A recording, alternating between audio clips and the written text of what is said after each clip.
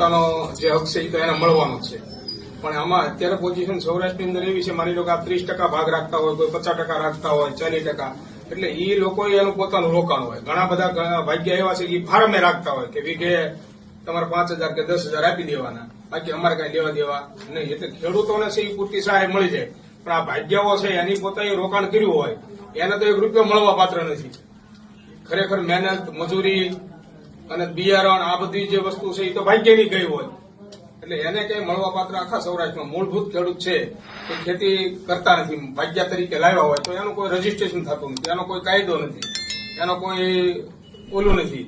એટલે એના માટે તો ખાસ કરીને સરકારે એક ભાગ્યા માટેનો આખો કાયદો બનાવવો જોઈએ કે મારી જમીન મારે કોઈને વાવવા આપ્યું હોય તો એના કોઈ આધાર પુરાવા કે લેખિત કે કોઈ આપણે લેતા નથી. એમનો ઉધડી વાત હોય ગામડાની ભાષામાં કે ભાઈ આ 10 વીઘા છે તો રાખવું છે બોલ. પછી ઈ ખેતરની અંદર કામ કરનારો ભાગ્યો હોય, ગુજરી જતો હોય અને એરું પડી જાય અને ચોંટ લાગે તો એની કોઈ સરકારની પ્રક્રિયા થતી નથી, કારણ કે ઈ તો ભાગ્યો છે, માલિક તો ગણાતો નથી. એટલે એને પણ ઈ બાબતોમાં ઘણા બધા આવા કેસ છે કે એમાં એને કઈ સહાય પાત્ર થતું નથી. એના માટે સરકારે એક અલગ કાયદો પણ બનાવવો જોઈએ કે ભાઈ માની લો કે આપણે મકાન ભાડે આપીએ તો કેમ ભાડા ખર્ચ કરીએ છીએ, એમ 1 વર્ષ માટે 2 વર્ષ માટે આ ભાગ્યા તરીકે અહીંયા કામ કરે છે તો એની આગળ કોઈ આધાર હોતો નથી. ખેડૂત તો એવું કહી દે તમે ક્યાં અમારા ભાગ્યા છો.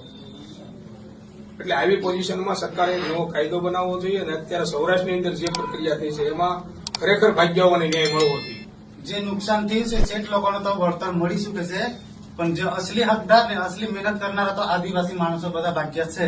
અમે મહેનત કરીએ છીએ સાહેબ, જો એવી કે અમે રાત દિવસ કામ કરીએ. કપાસ વાવણી ટાઈમે બી અમે 4 થી 5 વખત અમે કપાસ ચોપી ચૂક્યા છે. અને અત્યારે એવું છે કે વરસાદ થયો તો હું તો ખેતરના સેટે બેઠો બેઠો હું રડી બનતું, કેમ કે કોઈ વર્ષ એવું ના થતું કે અમારે હું 35 વીઘા જમીન, અમે મારો ભાઈ ને મારા ઘરના 3 જણા 35 વીઘા જમીન વાવીએ છીએ. તો કપાસ એવો ઉગી છે કે તમે મેં વિચારતા કે 800 થી 900 મણ થઈ શકે છે.